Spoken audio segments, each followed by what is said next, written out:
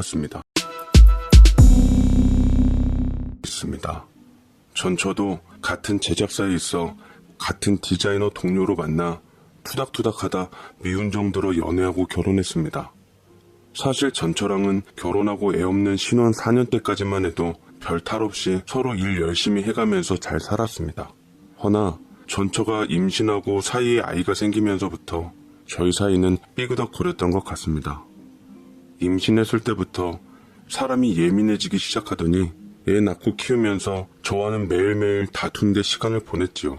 하나부터 10까지 다 참견이고 생트집을 잡아대는데 제 딴에는 맞벌이하다 외벌이가 되어 빵꾸난 돈을 메꾸느라 투잡이며 쓰리잡이며 해서 아이 분유값이라도 대려고 노력했습니다만 전처의 눈에는 제가 그저 무능력하고 쓸데없이 애보기 싫어 밖으로 도는 사람쯤 여겨졌나 봅니다. 어느 날은 전처가 제게 온갖 생떼를 쓰며 물건들을 던지며 행패를 부리더군요. 그놈의 돈. 그럼 차라리 내가 밖에 나가서 돈을 벌 테니까 네가 애를 봐. 나 도저히 힘들어서 애 못 보겠어. 너는 일하면서 커리어 쌓고 대우받으면서 나만 하루 종일 집에서 애하고 뭐하고 있냐고. 라면서 그동안 쌓아둔 것이 많았는지 악에 바친 듯 소리소리 지르다 울고서 오밤중에 밖으로 나가버렸어요. 이런 식으로 틈만 나면 처갓집으로 홀라당 가버리기 일쑤였는데 그렇게 되면 장인 장모님께서 제게 연락을 빗발치게 하시면서 자네, 우리 귀한 딸 데려다가 고생 안 시키게 안 대놓고서 아까운 인재를 집에 틀어박혀 애나 보면서 썩히겠다는 건가? 우리 딸 자네보다 좋은 여대 출신이고 자네보다 더 좋은 신랑감이 수두룩했는데 우리 애가 좋다고 해서 결혼시킨 것일세. 그런데 이런 식으로 우리 딸 힘들게 하면 자네한테 어떻게 맡기겠나? 라고 얘기를 하며 툭하면 절 결혼 전 좋은 집안 남자들과 비교하면서 제게 굴욕을 주시니 저도 기센 장모님 장인어른 등살에 도저히 살 수가 없겠더라고요. 그래도 아내의 오빠인 형님만큼은 제 편을 들어주시기도 했습니다. 정말 결혼이라는 건 진짜 너무 힘들어.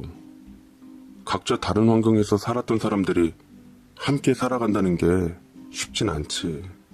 나도 전에 이혼의 아픔을 한번 겪었던지라 그게 얼마나 힘든 일인 줄 잘 알아.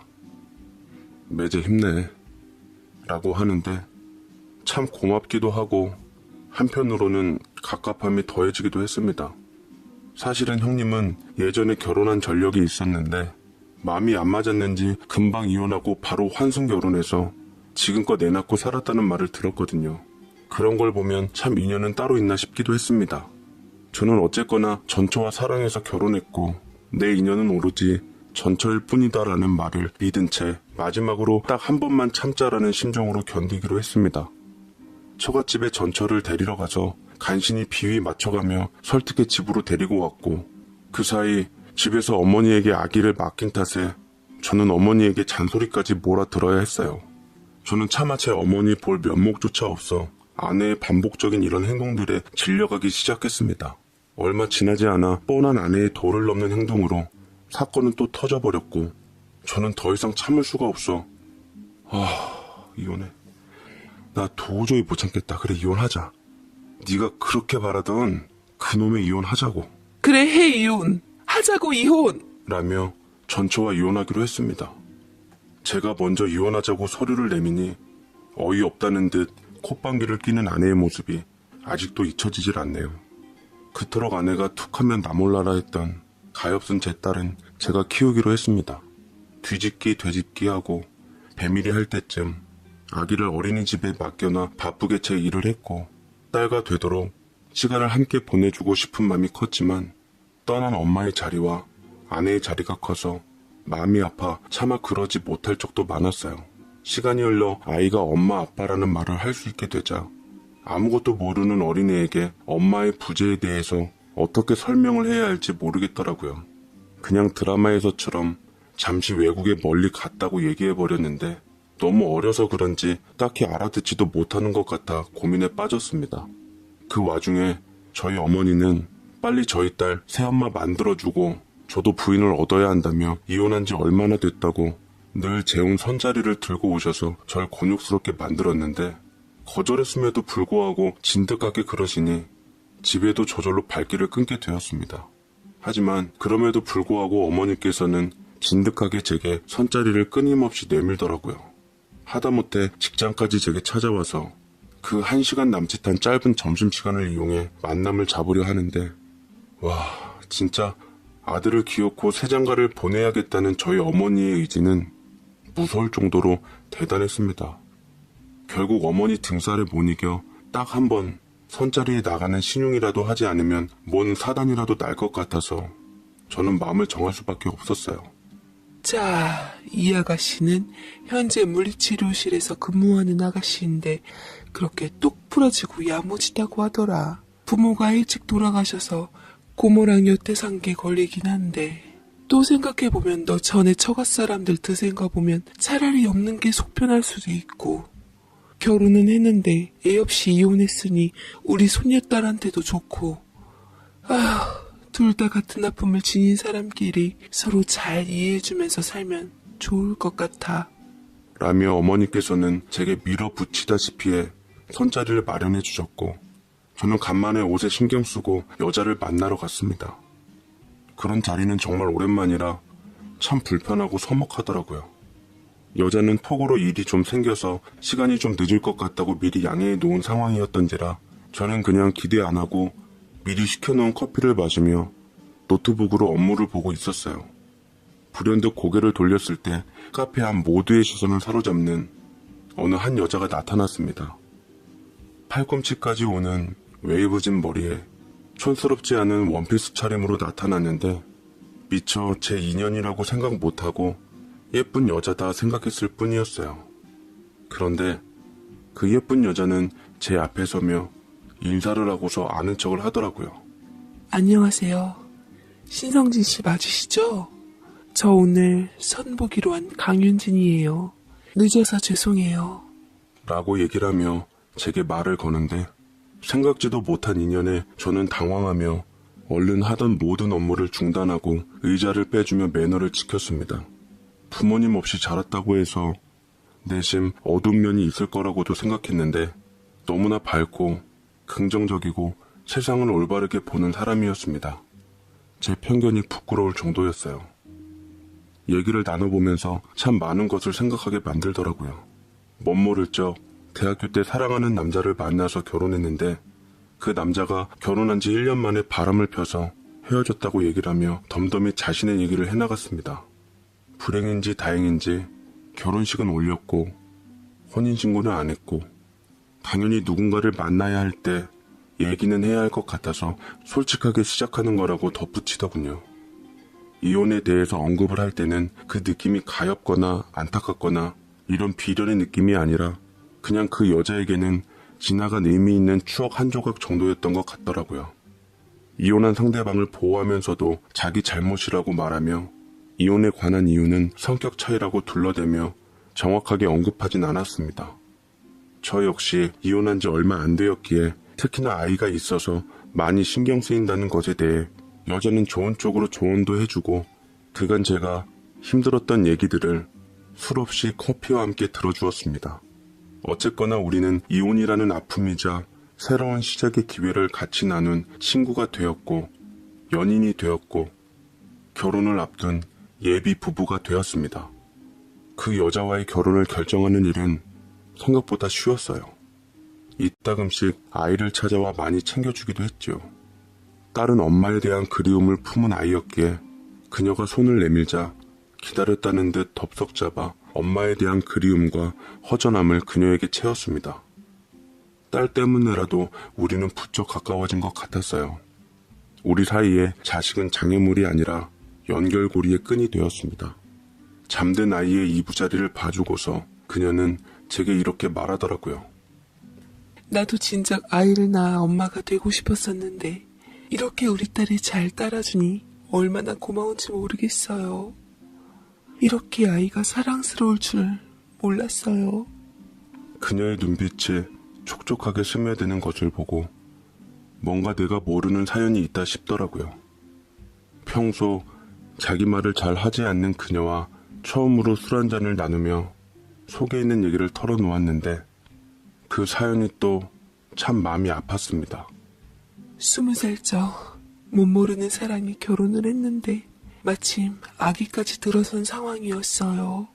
전 남편과 저는 서로 사랑해서 같이 살고 싶고 결혼하고 싶었는데 그때 옛 시부모님들이 저를 탐탁치 않게 생각했어요. 부모도 없고 자기 아들에 비해 학벌도 턱없이 부족하다며 일단 결혼부터 반대하시더라고요. 그런데 전 남편이 우겨서 저와 결혼식은 어찌어찌 올렸는데 결혼식 당일 시부모님과 시누이가 와서 조건을 들이밀더군요.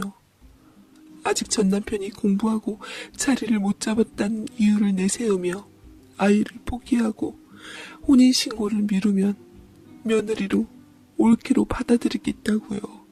그래서 그 사람들이 원하는 대로 순순히 받아들였는데 하필 남편까지 바람이 나는 바람에 끝내는 그 사람들을 이기지 못하고 1년 만에 이혼했어요. 그래서 제가 아이에 대해 참 미련이 많네요.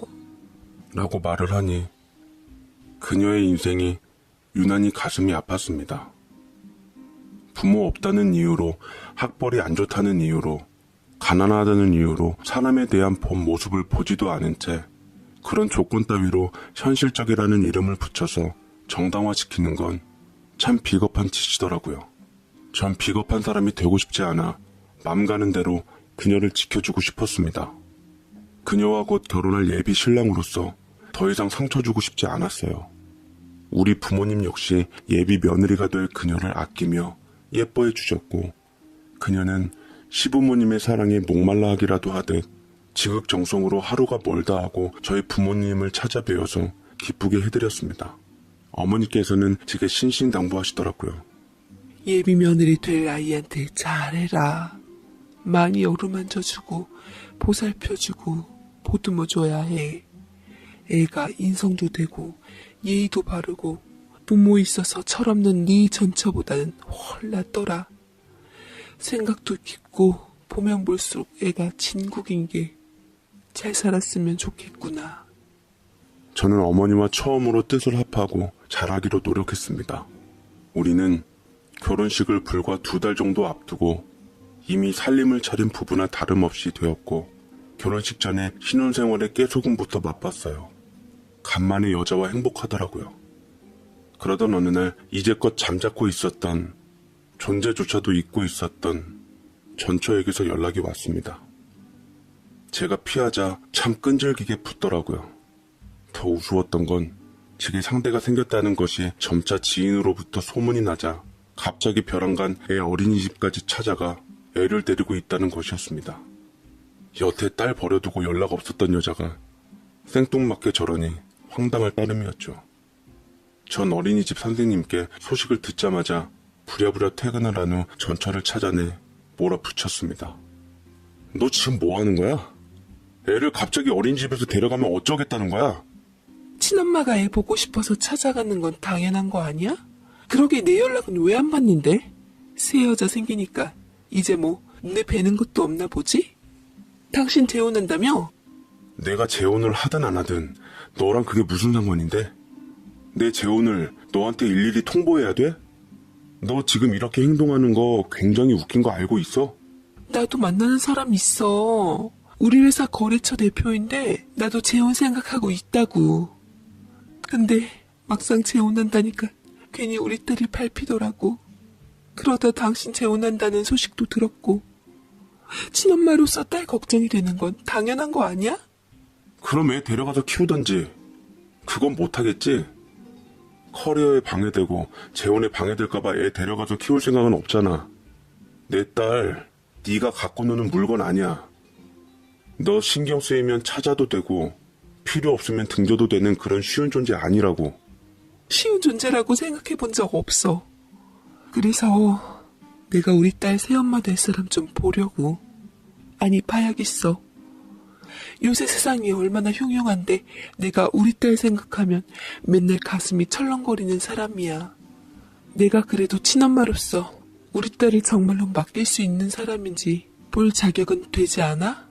라며 얘기하는데 참 할 말이 없었습니다. 화가 나기도 하고 기가 막히기도 하고 저는 그때 제 곁에 있었던 사람이 누구보다 제 딸의 엄마가 되어주리라 철석같이 믿었습니다. 전처에게 저렇게 말해도 끝까지 아이를 데려가겠다는 소리 한마디 안 하는 친엄마보다는 적어도 본인의 인생 때문에 아이를 버리고 간 친엄마보다는 좋겠다 싶었죠. 그 후에도 전처는 아이를 핑계 삼아 제 곁을 빙빙 돌았습니다. 마치 제가 재혼하는 걸 꺼리기라도 하듯 재혼할 사람에 대해서 경계심을 풀지 않았습니다. 저는 행여 전처가 제 여자를 찾아갈까 싶어 꽁꽁 감춰두고 만남을 피하게 했어요. 전처의 고약한 성미에 약한 제 사람에게 무슨 짓이라도 할까 싶어 겁이 나기도 했습니다. 그리고 저희의 결혼식은 성큼 다가오게 되었습니다. 결혼식 당일날 순백색의 신부를 보았던 저는 너무 황홀하고 아름다워서 심장이 뛰더라고요.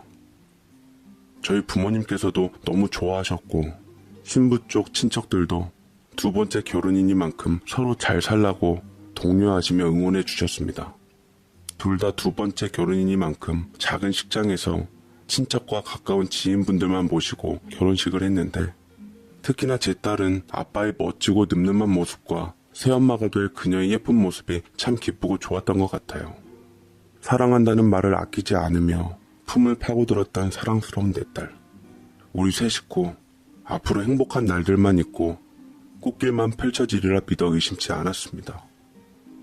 그런데 정말로 기막히고 어이없는 일이 발생하고 말았습니다. 신랑 입장 후 신부 입장이 막 들어올 무렵 갑자기 전처 식구들이 결혼식 문을 박차고 들어오는 것이 아니겠습니까? 하며 전처와 장모님, 아니 전처 어머님이 성큼성큼 다가와서 난데없이 제 신부의 곱게 단정한 머리채를 잡는데 그야말로 결혼식장은 아수라장이 되고 말았습니다. 네가 감히 내 사위를 넘봐? 너 따위가 우리 손녀의 엄마가 되겠다고? 우리 딸 자리를 대신하겠다고 감히 네가? 너 우리 오빠 홀려서 인생 망하게 한 것도 부족해서 이제는 내 전남편까지 노려? 우리 오빠가 오죽했으면 너 버리고 지금 새언니랑 만나서 살림부터 차렸겠냐? 어쩐지 기분이 찝찝하고 그렇더니만 이 결혼 절대 못해. 내 허락 없이는 절대로 안 된다고. 라고 하는데 저는 당초에 이게 무슨 헛짓거리들인지 도저히 믿을 수가 없었습니다. 저는 제 신부에게 달려드는 두 여자를 억지로 밀어뜨리며 제 아내를 보호했고 보다 못한 주위 친척들이 나서서 그들을 떼어놓고 심지어 계속해서 소란을 피워대니 경찰이 올 수밖에 없었어요. 예비 신부는 서러움에 펑펑 울고 있었고 저희 어머니는 그런 가엾은 며느리를 품에 안아주며 다독거려 주었습니다. 저는 가장 축하받고 행복해야 할 날 전처랑 전처 어머니랑 경찰들에게 조사를 받는 가히 진풍경이 펼쳐졌습니다만 저는 숨겨진 진실을 듣고 입이 떡 벌어질 수밖에 없었어요. 제 결혼식 때 방해자는 전처와 그 어머니뿐만 아니었습니다. 바로 또 한 사람, 전처의 오빠인 제 한때나마 형님이라고 부르던 남자였죠. 모든 얘기는 그 사람으로부터 흘러나왔습니다. 오늘 매제가 결혼하려던 여자, 나와 예전에 결혼했던 여자야. 왜 내가 말했지? 부모 없고 배운 곳 없는 여자랑 결혼한 적이 있었다고. 그 여자가 바로 저 여자야. 우리 가족들 덕분에 혼인신고 안 하고 사이에 애 안 낳은 게 얼마나 다행인지. 반반한 외모에 반해서 결혼했더니만 아주 사는 동안 집안에 분란이나 일으키고 재수가 없어서 내가 그때 평생 당할 괴로움을 한 번에 다 당했다고. 나중에 우리 와이프 만나서 결혼했기 망정이지. 어쨌거나 매제도 저 여자도 우리 가족이었는데 저 여자가 매제랑 결혼하는 꼴을 내가 어떻게 봐. 사이에 조카도 있고 내 동생 입장도 한번 생각해봐야 하는 거 아니야? 라고 되려 따지니 저는 어안이 벙벙해져 대체 어떤 말을 어떻게 해야 할지 모르겠더라고요. 저는 정신을 차린 후 형님을 뚫어져라 쳐다보았습니다. 전 형님이랑 전처랑 어머님이랑 이렇게 쓰레기일 줄은 몰랐습니다. 내 와이프 될 사람한테 나도 얘기 들었어요. 형님이 우겨서 한 결혼 일단 시킨 후 뒤에서 생긴 애도 포기하라고 하고 혼인신고도 하지 말라고 했다면서요. 어머님이랑 전처가 내 와이프 될 사람 그렇게 괴롭혔다고 들었는데 참 사람 힘없고 약하다고 무시하고 그러는 거 아닙니다. 나랑 내 와이프가 대체 당신네들한테 뭘 잘못했어요? 서로 모르고 만났고 심지어 내 와이프는 형님하고 혼인신고도 안 했다면서요. 당신네들하고 나하고 끝난 사이인데 우리 결혼이 왜 안 되는데요? 내가 왜 전처 입장이랑 2년 끝난 당신네들 집안 사정까지 생각하고 결혼해야 하냐고요. 라고 하자 전처 어머니와 전처는 제게 도리도 모르는 놈이라고 무작정 욕설을 쏟아붓기 시작했고 전처는 저한테 말이 안 통하는 사람이라며 우리 딸 불쌍하다고 울고불고 아주 생쇼를 했습니다. 저는 뒤를 저희 부모님과 친척한테 맡기고 일단 맘 아플 제 와이프를 데리고 나왔어요. 와이프는 예쁘게 단장한 머릿결도 화장도 다 엉망이 돼버린 채 그간 서러움이 몰려왔던지 눈물을 터뜨렸습니다. 정말 몰랐어요. 당신이 전 신우의 남편일 줄은요. 어쩌다가 이렇게 인연이 꼬인 줄 모르겠어요. 미안해요. 나 때문에 축복받아야 할 결혼식이 이렇게 망가져서. 라고 하는데 어떤 말을 해야 할지 실은 이게 참 그랬어요. 이 여자의 잘못이 아니라는 것도 알고 분명 이 여자도 몰랐고 저도 몰랐고 우리 부모님도 몰랐는데 모두가 모르는 상황에서 나타난 것들 때문에 커다란 똥덩어리를 맞은 것 같은 찝찝함은 어디서부터 손을 보고 해결을 봐야 할지 정말 모르겠더라고요. 제가 아무 말이 없자 제 신부는 자리를 일어서서 그동안 고마웠다며 얘기를 했습니다. 멀어지는 그녀를 잡지는 못한 채 그대로 흘려보내고 저는 뒤돌아설 수밖에 없었어요. 제 결혼식은 그대로 망쳐졌고 지인들이나 사람들은 저를 두고 손가락질을 하며 입방아를 찧었습니다. 저희 부모님 역시 얼굴이 말이 아니었죠. 아이러니하게도 그녀를 소개시켜준 사람 역시 부모님이었기에 누굴 원망할 수도 없었습니다. 그런데 참 이상하게도 저를 향한 세간의 입방아보다는 무엇보다 상처받았을 그녀가 많이 걱정이 되었어요. 문득문득 그녀가 생각나며 같이 있었던 편안한 분위기와 느낌이 제 아련한 기억에 남아있었습니다. 이루지 못한 사랑이라 그런지 더 미련이 남아있었던 탓이었을까 싶어 고개를 저었지만 함께 지낸 흔적들과 시간들은 내 마음을 아프게 만들었습니다. 전처와 옛 처갓집 식구들은 제 결혼이 깨지자 코빼기도 안 비추더라고요. 전처는 이미 예고한 대로 회사 사장과 결혼 준비를 한다는 소식이 건너 들려왔습니다. 남의 결혼을 깨놓고 나도 한번 똑같이 결혼식 당일날 쳐들어가 볼까 했지만 똑같은 짓 해봤자 똑같은 사람밖에 더 되겠어요. 제 딸아이는 엄마도 그녀도 둘 다 안 오니 실망스러운 것 같아 묘하게 표독해져 갔습니다. 그러던 중 어머니께 연락이 왔어요. 제가 요새 정신 차릴 틈 없이 힘든 걸 아시고 뭐라도 먹일 부모 마음으로 전화하셨겠죠. 기운이 빠졌지만 어머니도 힘드실 것 같아 순순히 나갔는데 저는 제 눈을 의심하고 말았습니다. 네, 바로 그곳에서 그녀가 함께 동석을 하고 있는 것이었어요. 어머니께서는 머뭇거리는 절 보시고는 앉으라고 옆자리로 이끄시고는 음식을 주문한 뒤 나지막히 말씀을 하셨습니다.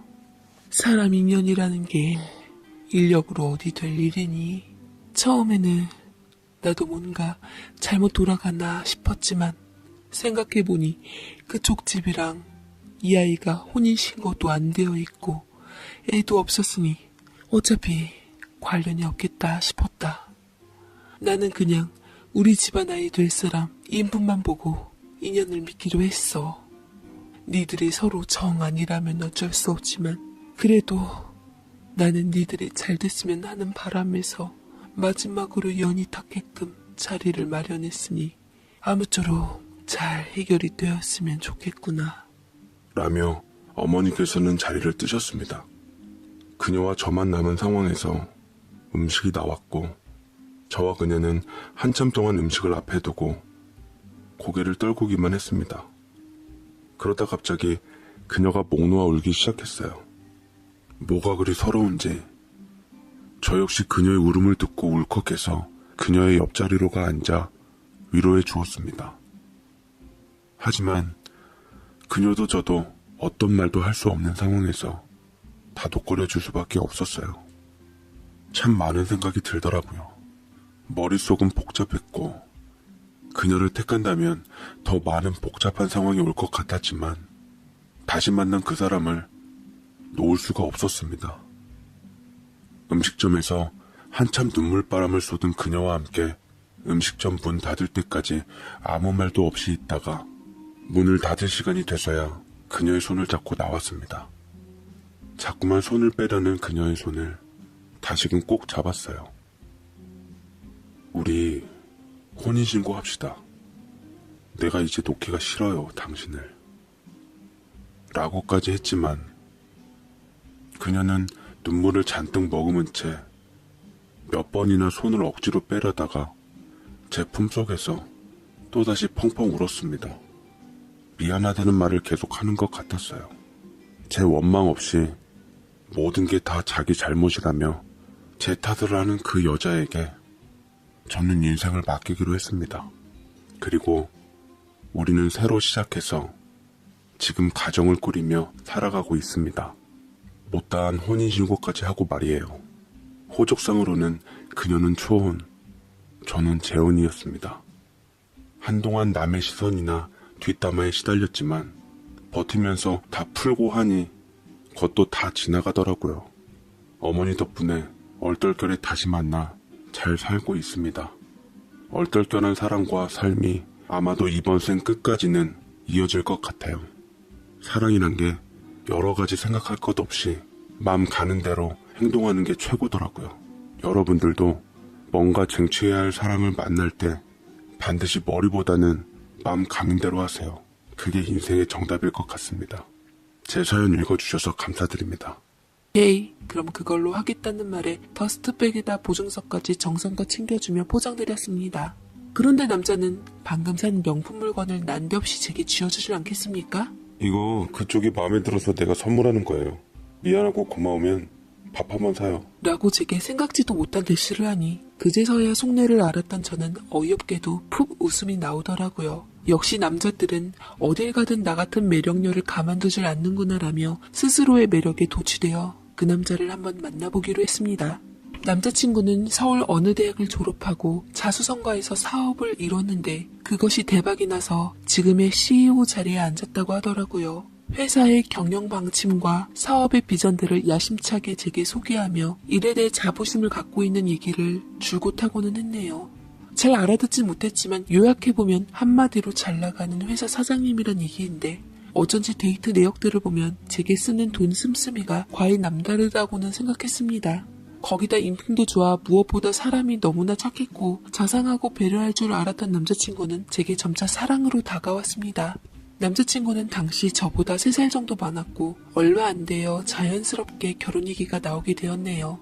저희는 서로의 부모님을 뵙기로 하고 상견례 날짜를 잡자 했는데 그제서야 남자친구는 제게 조심스럽게 얘기를 꺼내더군요. 사실은 나 부모님 이혼하셨어. 황혼 이혼하신 지 3년 정도 되었는데 부모님 찾아뵙기 전에 솔직하게 얘기해야 할 것 같아서. 라며 그동안 집안 속사정 얘기를 꺼내기 시작했는데 시부모님께서는 원래 남자친구 고등학교 시절부터 싸움이 한번 시작되면 경찰서에 가서야 끝을 맺었다고 합니다. 집안 문제며 돈 문제며 바람 문제까지 다양하게 얽혀있더라고요. 허나 시부모님들은 그나마 예비신랑 결혼할 때까지는 이혼을 참으려고 했다 했습니다만 4년 전쯤 아버지의 막바지 바람 때문에 크게 터져버려 두 분은 돌이킬 수 없는 지경에 이르렀다고 하더라고요. 예비신랑의 눈에는 어느덧 가득 눈물이 맺혀 있었고 부모님께 받은 상처가 깊어 보여서 저는 그를 다독이며 곁에서 위로해줄 수밖에 없었습니다. 생각해보면 저희 집도 3, 4년 전쯤 예비신랑네처럼 크게 사건이 한번 일어났었거든요. 다름 아닌 한평생 묵묵히 가족들 뒷바라지하며 가정밖에 몰랐던 얌전한 엄마가 가족들의 뒤통수를 친 후 다른 남자와 잠적한 사건이었습니다. 누구보다 가족들에게 헌신하고 보듬어왔던 우리 엄마가 그렇게 크게 사고칠 줄 누구도 예상 못했기에 가족들의 충격은 더했고 아버지는 그걸로 인해 정신과 치료까지 받게 되었습니다.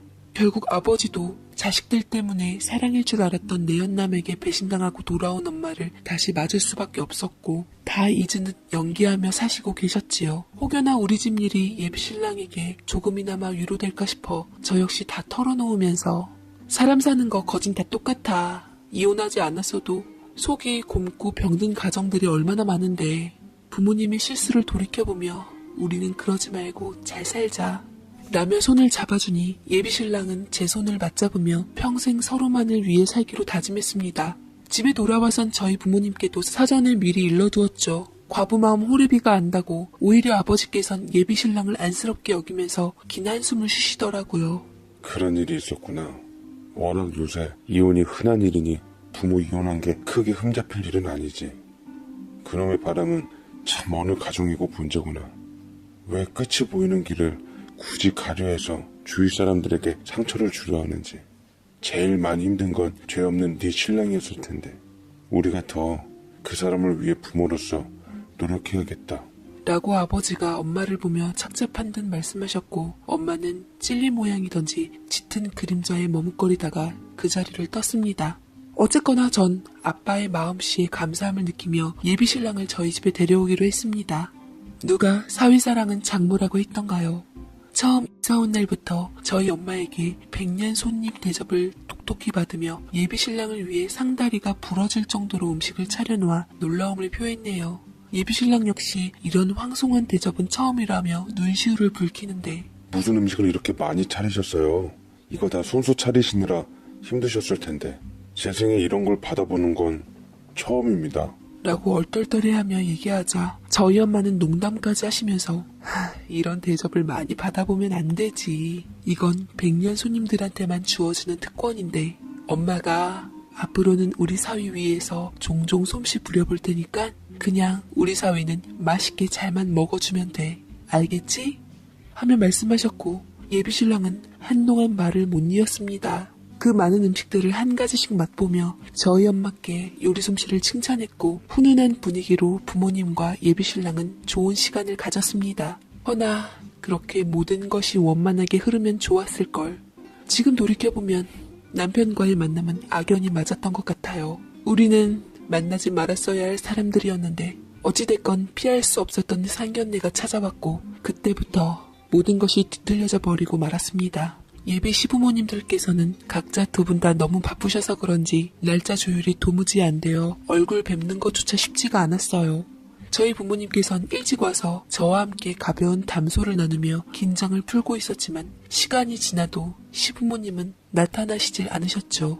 예비신랑한테도 연락했지만 통 연락이 되질 않았고 거의 1시간 반 정도쯤 지났을까요? 아버지도 슬슬 인내심의 한계가 느껴졌는지 노여움을 띠기 시작했고 엄마는 곁에서 안절부절 못하시며 내내 눈치를 보고 있었는데 그때 정민아, 미안해. 많이 기다렸지? 라며 급하게 헉헉거리고서 예비신랑이 먼저 나타났고 바로 그 뒤에 예비 시부모님께서 한껏 도도하신 얼굴로 어깨 피고 나타나셨습니다. 시부모님께선 끝이 안 좋은 부부답게 냉기가 흐르더군요. 그런데 저희 부모님께서도 자리에 일어나서 딱 예비 식구들을 맞이할 무렵 엄마가 앞에 있던 커피잔을 떨어뜨렸습니다. 쨍그랑 하는 소리가 상견례 전체 장소를 울렸고 저희 아빠 역시 배치장이 된 동시에 예비 시댁 식구들도 충격적인 얼굴로 저희 부모님을 바라보시다가 갑자기 예비 시어머니가 갖고 있던 명품백으로 저희 엄마 얼굴을 세게 내리치셨습니다. 엄마 지금 뭐 하시는 거예요? 이성을 잃고 엄마에게 달려드는 예비 시어머니를 예비 신랑이 말렸고 엄마는 속수무책으로 당하고만 있으시다가 다행히 아버지가 엄마 앞을 막아주는 덕택에 간신히 시어머니는 물러설 수밖에 없었습니다. 분한 듯 씩씩거리며 아버지한테 소리를 치는 예비 시모셨죠. 이혼한 줄 알았더니만 아주 잘 사시고 계셨네. 남의 가정 파탄내놓고 결국 가정은 지키셨어요. 아주 성인군자 납셨구만. 그러자 아버지도 쭉 상황을 훑어보다 알만한 듯 저에게 화를 돌리시고는 저와 예비 시모에게 이를 악물고 되받아쳤습니다. 네가 말한 예비시대 어른들이란 작자들이 이 사람들이냐? 겨우 잊고 사나 했더니 사람 하나 아주 잘 골라와서 들쑤셔 넣는구나. 그쪽들도 작작하시죠. 이미 4년씩이나 지난 일을 가지고서 새삼스럽게 왜 역정을 내십니까? 손바닥도 마주쳐야 소리가 난다고. 먼저 가정적인 우리 아내를 홀린 건 그쪽 남편이지 않습니까? 4년 전에도 밝혀졌는데 그때도 지금도 왜 애꿎은 애엄마만 잡냐고요. 남편 단속이나 하시죠. 이제 남편 단속할 것도 없습니다. 당신네들 때문에 이혼해서 단속할 관계도 아니니깐요. 어이구 이놈아, 지금 이 집 식구들이 어떤 사람들인 줄이나 알아? 네 아버지 4년 전에 바람나서 집 나간 상대 여자가 바로 이 여자야. 감히 뻔뻔스럽게 내 아들한테 장모라고 불리려고 이 자리에 딸 데리고 나왔냐? 네가 그 딸이냐? 눈매도 아주 지엠이 쏙 빼다 박아선 순 여신의 여시야.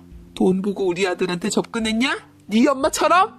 시모의 핸드백은 저와 예비 신랑에게도 향하며 흠씬 분풀이를 해댔습니다. 저는 도저히 믿겨지지도 믿을 수도 없었어요. 저희 어머니께서 4년 전에 바람핀 상대가 왜 하필 예비 시부였던 건지, 이 모든 사건의 원흉인 예비 시부는 주변 시선들을 못 이겨 이미 자리를 떠버리셨고, 예비 시모는 바닥에 주저앉아 팔자 타령을 하며 울며 불며 통곡을 해대었습니다. 아버지 역시 이 결혼은 무조건 안 된다는 말씀과 함께 저더러 초상집 마냥 펑펑 울고 있는 엄마를 모시고 밖으로 나오라고 하셨고, 저는 어쩔 수 없이 예비 신랑을 뒤로 한 채 일단 아버지의 말씀대로 따를 수밖에 없었습니다. 엄마를 모시고 나오는데 엄마의 몸이 사시나무 떨듯 심하게 떨렸어요. 죄인인 양 고개를 푹 수그리며 내려온 머리카락으로 얼굴을 덮어버렸는데 엄마가 안쓰러우면서도 저 역시 분노가 일었습니다. 저는 사랑하는 내 사람을 엄마 때문에 잃을지도 모른다는 불안감에 미칠 것만 같았습니다. 예비신랑 역시 몸을 추스린 후 자신의 엄마를 곧장 모시고 나갔고, 멀리서나마 마주친 예비신랑과 저의 눈빛이 심하게 흔들리는 건 바로 눈앞의 미래를 암시하는 것만 같았죠. 집에 도착한 아버지는 4년 전 꾹 눌러 참았던 분노가 터지며 온 집안을 아수라장으로 만들었어요. 저 하나만 보고 참고 사셨던 아버지는 화병이 난 속을 어쩌질 못하셨죠. 아버지가 상견례장에서 예비시모 보고 이미 4년이나 지난 사건 같고 새삼 왜 그러냐 했지만 본인조차 화를 주체할 수가 없어서 이성을 잃어버리시고 말았습니다. 집안 살림이 쉴 새 없이 거덜난 후 아버지는 숨을 몰아신 후에야 제 어깨를 붙잡으며 악을 써댔습니다.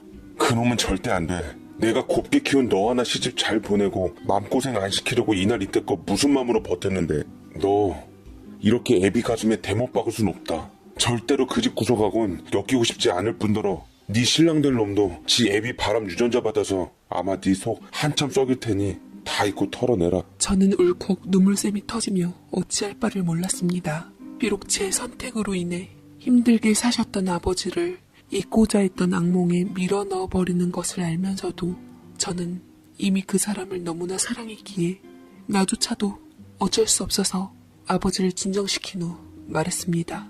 아빠, 나 그 사람 사랑해요. 그 사람 없으면 날 살 수가 없어요. 어차피 그 사람 네 부모님 이혼하시고 제 갈 길 가시느라 잘 보고 살지도 않는데요. 어떻게 보면 우리 때문에 그 사람이 외롭게 된 거잖아요. 그냥 전처럼 자식같이 받아들여줄 순 없으세요? 제가 그 사람하고 말을 잘해서 시댁하고는 연을 끊을게요. 네? 안 돼. 그놈만 보면 내 피가 거꾸로 솟을 것 같은데, 내가 그때 정신과 치료까지 받으면서 얼마나 힘들었는지 너도 잘 알잖니. 만약 끝까지 네가 그 녀석이랑 결혼 생각을 굽히지 않으면 이날 이때껏 산 의미가 없어지니 난 모든 걸 끝내겠다. 네 아비 노릇도 포기하고 네 엄마의 남편 노릇도 포기하고서 모두 다 인연 끊는 걸로 하자. 라며 아버지는 차갑게 돌아섰고 도저히 엄마와 나랑 한 공간에 있는 것조차 부대꼈는지 집을 나가버리셨습니다. 엄마는 멍하게 기계처럼 바닥에 엉망이 돼버린 살림들을 정리했고 그만 유리조각에 베어서 움찔하며 빼내려 하는데, 그 모습을 보고 저는 아버지의 한 가지 싫어 엄마를 몰아붙였습니다. 아파? 그깟 유리조각에 손 베인 게 아파서 그러고 있냐고. 엄마 때문에 아빠는 심장이 멈추는 것 그 이상의 고통을 느꼈을 거야. 엄마 때문에 사랑하는 사람과 결혼도 깨진 나도 이렇게 죽을 것 같은데 대체 왜 그랬어? 왜 우릴 배신하고 바람을 핀 거냐고. 라며 모든 원망을 쏟아내어 엉엉 소리내어 울었고, 엄마는 저와 함께 울며 미안하다는 소리를 끝없이 해대었습니다. 그 이후로 아버지는 집으로 돌아오질 않으셨어요. 어디서 주무시고 계신지, 식사는 제대로 하시고 계신 건지 걱정이 되었지만 그렇게 다신 못 볼 듯 나가버리셨으니 연락이 될 리 만무했습니다. 엄마의 눈에서도 더 이상 후회의 눈물이 흐르지 않은 채 먼 허공을 바라보시기만 하셨어요. 식사도 잘 안 하시고 하루가 다르게 야위어 갔습니다. 그런 엄마를 보며 행여 엄마가 잘못된 선택을 할까봐 더 이상 엄마에게 분풀이를 할 수도 없었네요. 생각해보면 4년 동안 일이 터진 후 엄마는 누구보다 열심히 가정을 위해 최선을 다했고 노력하려고 했어요.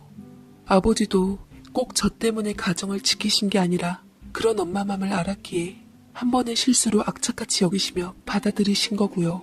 그토록 회복하려고 노력했던 가정이 아슬아슬하게 흘러가 버리니 애태우신 건 저 못지 않았을 겁니다. 그 후로 예비신랑과 한번 통화했는데 그는 이렇게 말하더군요. 너희 어머님 입장에선 네가 원수 같고 미울 수도 있어. 겨우 가정 안에 돌아왔는데 어쩌면 너와 나 때문에 상처가 벌어진 거잖아.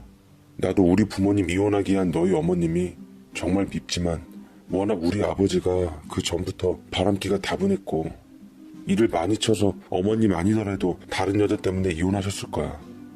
그런 아버지를 둔 내가 더 미안하다. 라는데 그 말이 참 와닿더라고요. 이미 다 한 번 눈 감고 넘어갔던 일이 다시 불거진 건 제 책임인 것만은 분명했으니까요. 왜 운명은 이렇게 거지 같았던 걸까요? 왜 하필 나는 세상 그 많은 남자들 중에서 예비신랑을 사랑했던 걸까요? 제가 너무 이기적인 건지 그냥 부모님이 어떻게 되든 말든 예비신랑만 보고 훌훌 단둘이 떠나고 싶었어요. 엄마는 제 괴로움을 누구보다 잘 아셨는지 손을 잡고 이리 말씀하시더군요. 그냥 너 마음 가는 대로 사랑하는 사람과 결혼해. 괜히 부모 때문에 휘둘리면 나중에 더 불행해질 수도 있어.